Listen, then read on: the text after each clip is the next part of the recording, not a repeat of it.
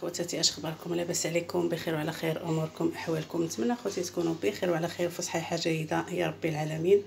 خواتي، بحال ديما بغيت نشارك معكم واحد الخبيز الفران كيجي واعر خالي من الجلوتين بحال ديما، وغادي نحط لكم الفارينات اللي درت فيه.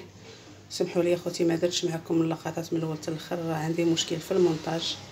البنت اللي كدير لي المونتاج ما كايناش اليوم، وقلت غنشاركوا مع خوتي الطايب وغنوريكم حتى الفارينات اللي درت فيه. كيجي خوتي واحد الخبيز غزال خالي من الجلوتين، كيجي رطب وزوين كيف كتشوفوا. سمحوا لي شاده التليفون بيد كنقسم معكم بيد. كيجي رطب، نتمنى يكون كيبان لكم مزيان. والفارينات هما هذا خوتي،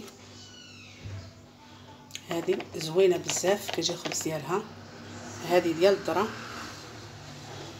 وهذه فرينه ديك الرطبه.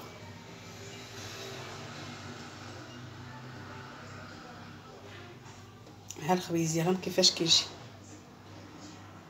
عينيكم ميزانكم اخوتي، خلطوا هذه الفرينه هذه مع هاد الذره، ديروا القياس اللي بغيتو، خبيزه جوج ثلاثه شحال ما بغيتو، ربعه شحال ما بغيتو، كل واحد يدير قياسه. انا كندير شويه بزايد حيت اخوتي ما يمكنش ليا نعجن كل نهار، كندير خبيز بزايد ديال سيمانه ولا جوج سيمانات.